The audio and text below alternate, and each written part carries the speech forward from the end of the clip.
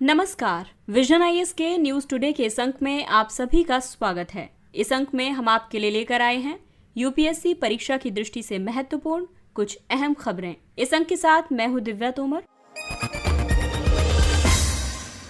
आइए सबसे पहले बात करते हैं इस अंक की हेडलाइंस के बारे में। केंद्र ने प्रसिद्ध हस्तियों और सोशल मीडिया इन्फ्लुएंसर्स के लिए विज्ञापन संबंधी मार्गदर्शी दिशा निर्देश जारी किए। सुप्रीम कोर्ट ने बिहार में जातिगत जनगणना के खिलाफ याचिकाओं पर विचार करने से इनकार किया। बीमा विनियामक और विकास प्राधिकरण के अनुसार बीमा की पैठ बढ़ाने के लिए प्रतिवर्ष 50,000 करोड़ रुपए की पूंजी की जरूरत है। बॉम्बे हाई कोर्ट ने निवेशकों को राहत देते हुए येस बैंक के एडिशनल टियर 1 बॉन्ड्स को बट्टे खाते में डालने के निर्णय को रद्द किया। नेपाल दक्षिण एशियाई क्षेत्रीय सहयोग संगठन को सक्रिय करने का प्रयास कर रहा है और पर्यावरण, वन तथा जलवायु परिवर्तन मंत्रालय ने विद्युत संयंत्रों द्वारा फ्लाई ऐश के उपयोग के लिए मानदंडों को अधिसूचित किया है। और आइए अब खबरों पर विस्तार से चर्चा करते हैं।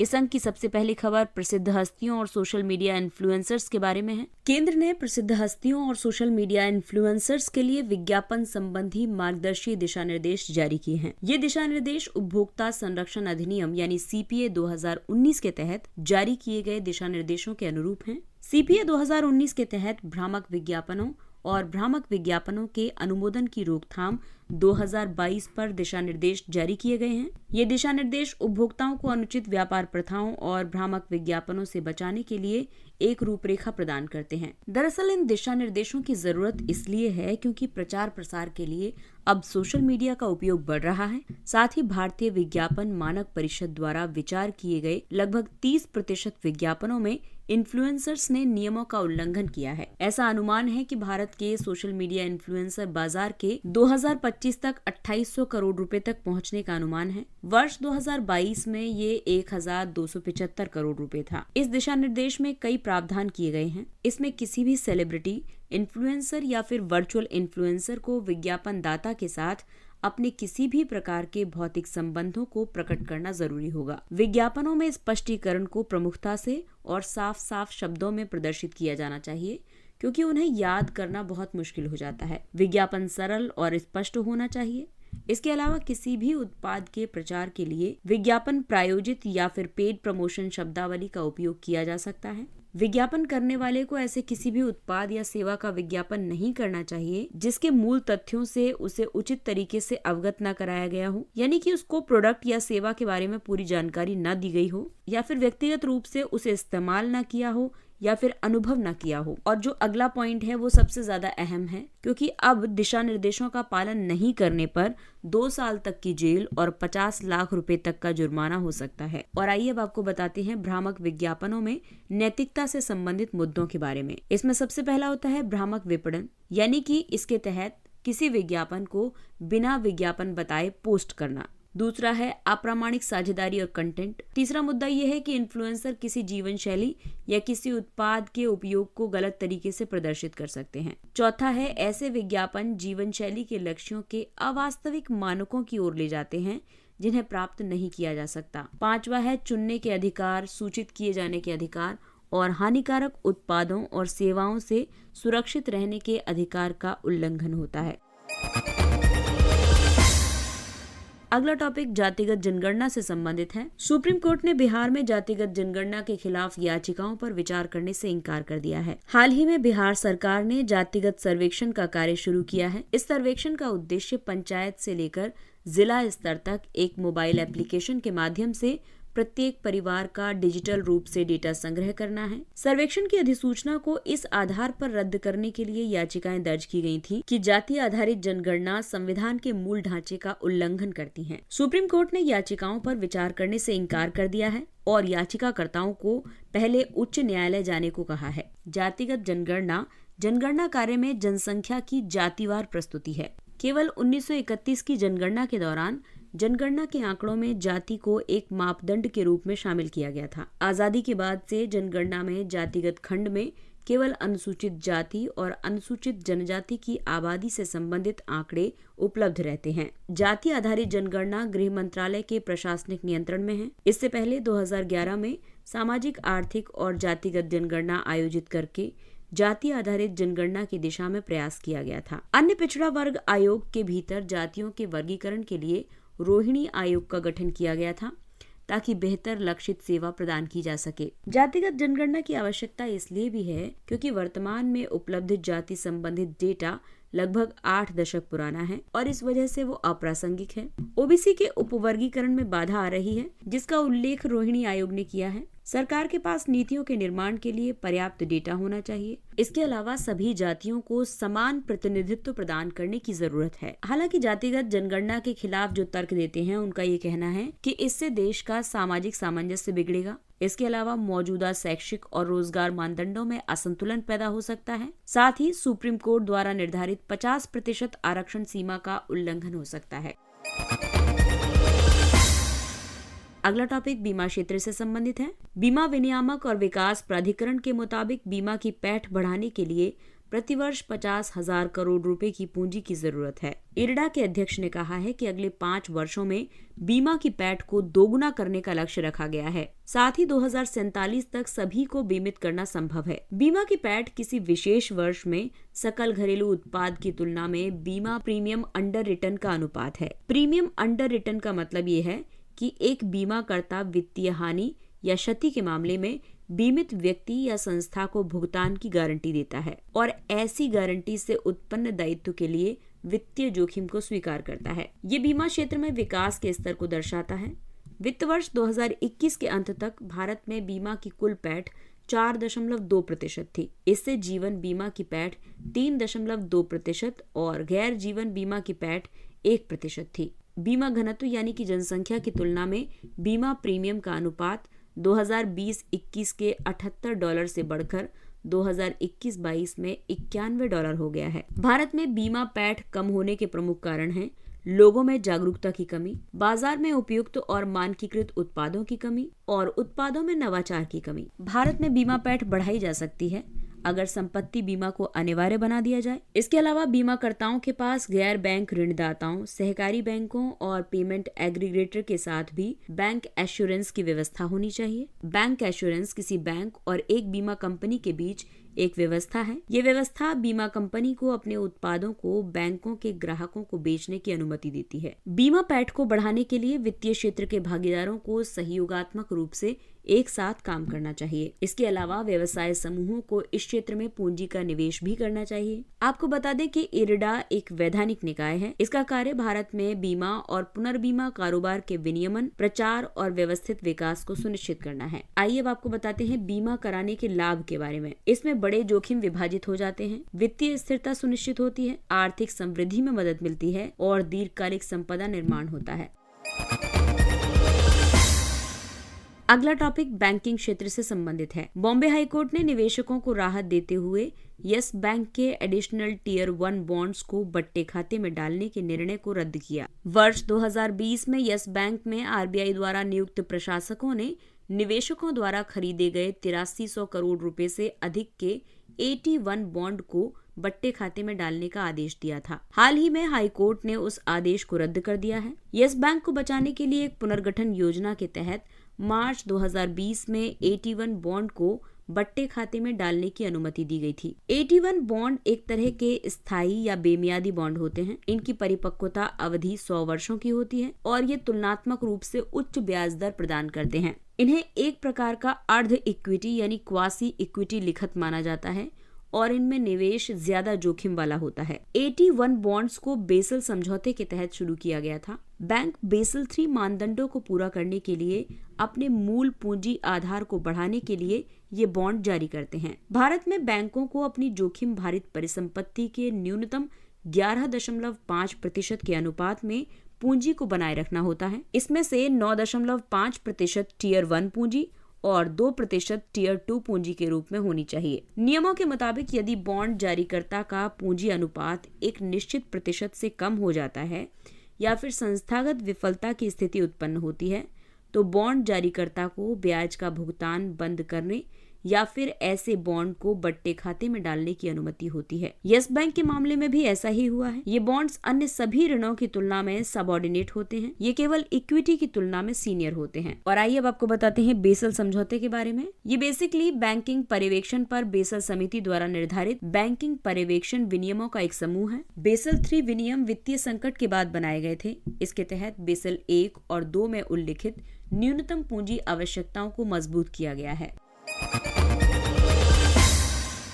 अगली खबर सार्क सम्मेलन से संबंधित है। नेपाल दक्षिण एशियाई क्षेत्रीय सहयोग संगठन यानी सार्क को सक्रिय करने का प्रयास कर रहा है। नेपाल ने ये कहा है कि वो सार्क को सक्रिय करने के लिए प्रयासरत है, जो कि वर्ष 2016 से ही अप्रभावी बना हुआ है। इसका अंतिम द्विवार्षिक सम्मेलन 2014 में काठमांडू में हुआ था और वर्ष 2016 का सार्क सम्मेलन पाकिस्तान में होना था। लेकिन उसी बीच 2016 में उरी में भारतीय सेना के शिविर पर हुए आतंकवादी हमले के बाद भारत ने इसमें भाग नहीं लेने की घोषणा कर दी थी और फिर बाद में बांग्लादेश, भूटान और अफगानिस्तान ने भी भाग लेने से इनकार कर दिया था। अंत में शिखर सम्मेलन को रद्द कर दिया गया। ऐसे में दक्षिण एशिया में व्याप्त साझी सामाजिक आर्थिक चुनौतियों से निपटने के लिए सार्क को पुनर्जीवित करना जरूरी है। एकीकृत दक्षिण एशियाई मंच चीन की चुनौती से निपटने के लिए भारत का सबसे शक्तिशाली जवाबी उपाय है। इसका कोई वास्तविक विकल्प भी उपलब्ध नहीं है। बिम्स्टेक के सदस्य देशों के बीच साझा पहचान और इतिहास की कमी के कारण ये सार्क का स्थान नहीं ले सकता है। ये दक्षिण एशिया में क्षेत्रीय सहयोग के लिए भी महत्वपूर्ण है। दक्षिण एशिया व्यापार और लोगों के मध्य संपर्क के मामले में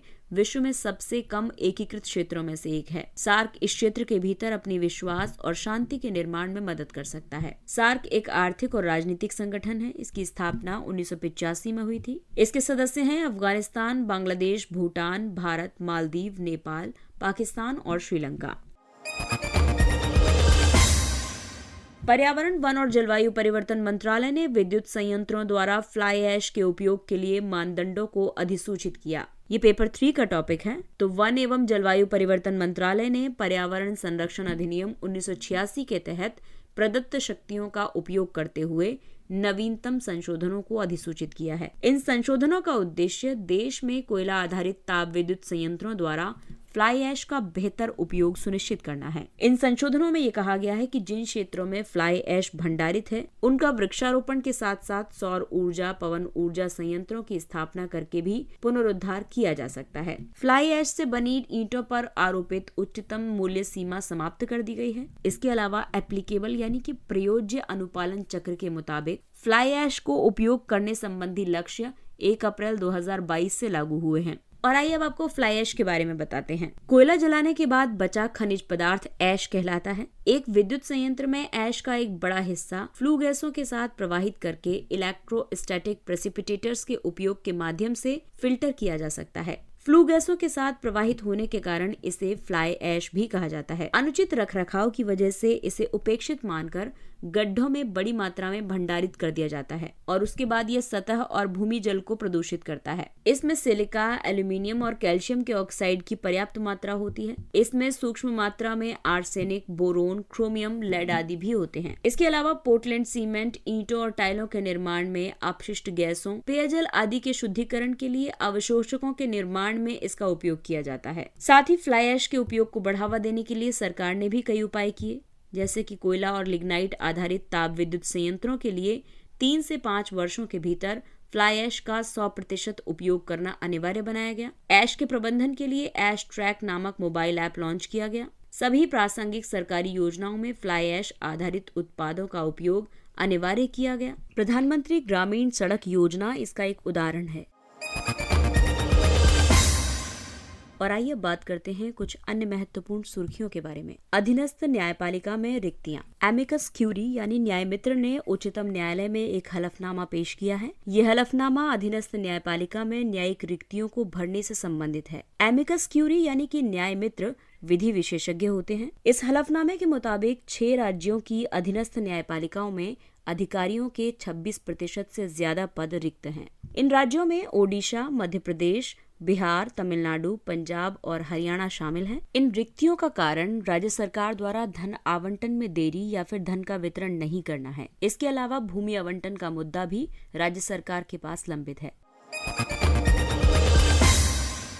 अगला टॉपिक है चार्जशीट। उच्चतम न्यायालय ने अपने निर्णय में कहा है कि जांच एजेंसी द्वारा प्रस्तुत चार्जशीट सार्वजनिक दस्तावेज नहीं है। न्यायालय ने कहा कि चार्जशीट को सार्वजनिक करने से पीड़ित, आरोपी और जांच एजेंसियों के अधिकारों का हनन होता है। चार्जशीट एक औपचारिक पुलिस रिकॉर्ड होता है। इसमें हिरासत में लिए गए प्रत्येक व्यक्ति के नाम, आरोपों की प्रकृति और आरोपियों की पहचान दर्ज की जाती है। वहीं फर्स्ट इंफॉर्मेशन रिपोर्ट यानी FIR पुलिस द्वारा तैयार किया गया एक लिखित दस्तावेज होता है। इसे तब तैयार किया जाता है जब पुलिस को किसी संज्ञेय अपराध के घटित हो जाने की सूचना मिलती है। यूथ बार एसोसिएशन वाद में उच्चतम न्यायालय ने पुलिस को बलात्कार जैसे संवेदनशील मामलों को छोड़कर 24 घंटे के भीतर FIR को वेबसाइट पर अपलोड करने का निर्देश जारी किया था। श्रीलंका के संविधान में 13वां संशोधन। भारतीय विदेश मंत्री ने कहा है कि श्रीलंका में अल्पसंख्यक तमिल समुदाय के साथ सामंजस्य स्थापित करने के लिए श्रीलंका के 13वें संविधान संशोधन का पूर्ण कार्यान्वयन महत्वपूर्ण है। वर्ष 1987 के भारत श्रीलंका समझौते के बाद प्रस्तावित 13A में तमिल समुदाय के लिए सत्ता में हिस्सेदारी का प्रावधान किया गया है। श्रीलंका में तमिल समुदाय अपने लिए राजनीतिक स्वायत्तता की मांग कर रहा है। श्रीलंका तमिल समुदाय की इस मांग पर कई बार वार्ताओं का आयोजन कर चुका है, लेकिन वो हर बार इनकी मांग पूरी करने में विफल रहा है। 13A प्रावधान श्रीलंका के सभी समुदायों के बीच एकता की भावना विकसित करने में मदद करेगा। अगला टॉपिक है निर्यात संवर्धन पूंजीगत वस्तु योजना। केंद्र सरकार ने कुछ क्षेत्रकों के लिए औसत निर्यात दायित्व को बनाए रखने से एकमुश्त छूट देने और निर्यात दायित्व अवधि बढ़ाने के लिए एक विकल्प की घोषणा की है। इस योजना के अंतर्गत पात्र क्षेत्रकों में होटल, स्वास्थ्य देखभाल और शैक्षिक क्षेत्रक शामिल हैं। EPCG का उद्देश्य गुणवत्तापूर्ण वस्तुओं और सेवाओं के उत्पादन के लिए पूंजीगत वस्तुओं के आयात को सुविधाजनक बनाना है, साथ ही भारत की विनिर्माण प्रतिस्पर्धात्मकता में वृद्धि करना है। इस योजना के तहत निर्माता बिना किसी सीमा शुल्क के उत्पादन से पहले, उत्पादन के दौरान और उत्पादन के बाद उपयोग की जाने वाली पूंजीगत वस्तुओं का आयात कर सकते हैं। इस योजना का प्रशासक विदेश व्यापार महानिदेशालय है और भारत की विदेश व्यापार नीति इसे शासित करती है। Akshay big campaign. केरल का वायनाड जिला सभी जनजातीय लोगों को बुनियादी दस्तावेज प्रदान करने वाला देश का पहला जिला बन गया है। Akshay big campaign for document digitisation अभियान के तहत इन लोगों को आधार कार्ड, राशन कार्ड, जन्म या मृत्यु प्रमाण पत्र आदि प्रदान किए जाते हैं। इन दस्तावेजों को डिजिटाइज कर डिजी लॉकर अकाउंट्स में रखा जाता है। डिजी लॉकर के माध्यम से दस्तावेजों को डिजिटल बनाने से लाभार्थियों को दस्तावेज को खोने या क्षतिग्रस्त होने की स्थिति में आसानी से पुनर्प्राप्त करने में मदद मिलेगी। अगला टॉपिक है हैदरपुर आर्द्रभूमि। उत्तर प्रदेश सिंचाई विभाग ने संरक्षित रामसर स्थल हैदरपुर आर्द्रभूमि को जल रहित बना दिया है। हैदरपुर आर्द्रभूमि एक मानव निर्मित आर्द्रभूमि है। इसे 1984 में गंगा के बाढ़ के मैदान पर मध्य गंगा बैराज का निर्माण करके बनाया गया था। ये आर्द्रभूमि हस्तिनापुर वन्यजीव अभयारण्य की सीमा के भीतर स्थित है। इसके अंतर्गत जो प्रजातियां पाई जाती हैं उनमें घड़ियाल, हॉग हिरण, काली चोंच वाला टैन, इंडियन स्किमर और गोल्डन महाशीर शामिल हैं। रामसर कन्वेंशन एक अंतर सरकारी संधि है। ये आर्द्रभूमियों और उनके संसाधनों के संरक्षण और विवेकपूर्ण उपयोग के लिए रूपरेखा प्रदान करती है। भारत में अब तक 75 रामसर स्थल हैं। और अगला टॉपिक भारतीय ग्रीष्मकालीन मॉनसून वर्षा की गतिशीलता पर अध्ययन के बारे में है। एक अध्ययन से ये पता चलता है कि उत्तरी बंगाल की खाड़ी के निकटवर्ती क्षेत्रों में पिछले 10,200 वर्षों में भारत के अन्य हिस्सों की तुलना में ज्यादा वर्षा हुई है। बंगाल बेसिन भारतीय ग्रीष्मकालीन मॉनसून की बे ऑफ बंगाल शाखा के प्रक्षेप वक्र पर स्थित है और यही कारण है कि भारतीय ग्रीष्मकालीन मॉनसून की प्रबलता में मामूली बदलाव भी इस क्षेत्र की कृषि आधारित सामाजिक आर्थिक स्थितियों पर प्रतिकूल प्रभाव डाल सकता है। ये अध्ययन विज्ञान और प्रौद्योगिकी विभाग के एक स्वायत्त संस्थान बीरबल साहनी पुराविज्ञान संस्थान ने किया था। अभ्यास साइक्लोन 1 ये भारतीय नौसेना और मिस्र की सेना के विशेष बलों के बीच पहला संयुक्त अभ्यास है। अगला टॉपिक है केंद्रीय औषधि मानक नियंत्रण संगठन CDSCO। CDSCO ने अपने निरीक्षण के नवीनतम दौर में दवाओं के कम से कम 70 नमूनों को निम्न गुणवत्ता का पाया है। ये निरीक्षण सामान्य रूप से इस्तेमाल की जाने वाली दवाओं पर किया गया है। CDSCO स्वास्थ्य और परिवार कल्याण मंत्रालय के तहत स्वास्थ्य सेवा महानिदेशालय के अधीन कार्य करता है। ये केंद्रीय औषधि प्राधिकरण है। ये औषधि और प्रसाधन सामग्री अधिनियम 1940 के तहत केंद्र सरकार द्वारा सौंपे गए कार्यों का निर्वहन करता है। औषधि और प्रसाधन सामग्री अधिनियम के अंतर्गत CDSCO उत्तरदायी है दवाओं के अनुमोदन, नैदानिक परीक्षणों के संचालन, दवाओं के लिए मानकों का निर्धारण करने में, देश में आयातित दवाओं की गुणवत्ता पर नियंत्रण रखने में और विशेषज्ञ सलाह देकर राज्य औषधि नियंत्रण संगठनों की गतिविधियों में समन्वय स्थापित करने के लिए। अगला टॉपिक है कृषि और पर्यावरण से इलेक्ट्रॉनिक्स और सूचना एवं संचार प्रौद्योगिकी अनुप्रयोगों पर राष्ट्रीय कार्यक्रम। इलेक्ट्रॉनिक्स और सूचना प्रौद्योगिकी मंत्रालय के एग्री एंकल्स कार्यक्रम के अंतर्गत centre for development of advanced computing Kolkata ने कई प्रणालियां विकसित की हैं, जिसमें शामिल है वायु गुणवत्ता निगरानी प्रणाली यानी AIAQMS 1.0। ये आउटडोर वायु गुणवत्ता निगरानी के लिए एक प्रौद्योगिकी है और दूसरी है मीन यानी बायो सेंसिंग आधारित EDC खोज प्रणाली। ये जलीय पारिस्थितिकी तंत्र में अंतःस्रावी विघटन रसायनों का पता लगाने में उपयोगी है। अंतःस्रावी विघटन रसायन पर्यावरण, खाद्य स्रोतों, व्यक्तिगत देखभाल के लिए प्रयुक्त उत्पादों और निर्मित उत्पादों में पाए जाने वाले पदार्थ हैं। ये पदार्थ हमारे शरीर के अंतःस्रावी तंत्र के सामान्य कार्य में बाधा पहुंचाते हैं। एग्री एंकल्स कार्यक्रम का उद्देश्य इलेक्ट्रॉनिक्स और ICT प्रौद्योगिकियों का उपयोग करके कृषि और पर्यावरण क्षेत्र में समस्याओं का समाधान करना है। अगला टॉपिक है जोन बील मेला। ये मेला असम के मोरीगांव जिले में माघ बिहू के अवसर पर प्रतिवर्ष आयोजित किया जाता है। इस 3 दिन के वार्षिक कार्यक्रम का आयोजन तिवा जनजाति के पारंपरिक राजा गोभा देवराज के संरक्षण में किया जाता है, जो कभी इस क्षेत्र पर शासन करते थे। माघ बिहू असम का एक पारंपरिक फसल उत्सव है। इस उत्सव ने वस्तु विनिमय की सदियों पुरानी परंपरा को सहज तरीके से जीवंत रखा है। इसमें आसपास की पहाड़ियों के तिवा, कार्बी, खासी और जयंतिया जैसे जनजातीय समुदाय भाग लेते हैं। इसके साथ ही ये अंक समाप्त होता है। अगले अंक में फिर मुलाकात होगी कुछ अन्य महत्वपूर्ण खबरों के साथ। तब तक अपने लक्ष्य के लिए तत्पर रहिए और अगर आपको हमारा कंटेंट अच्छा लगता है तो इसे लाइक, सब्सक्राइब और शेयर जरूर करें। और अब हमें यानी विजन IAS की पूरी टीम को दीजिए इजाजत। नमस्कार।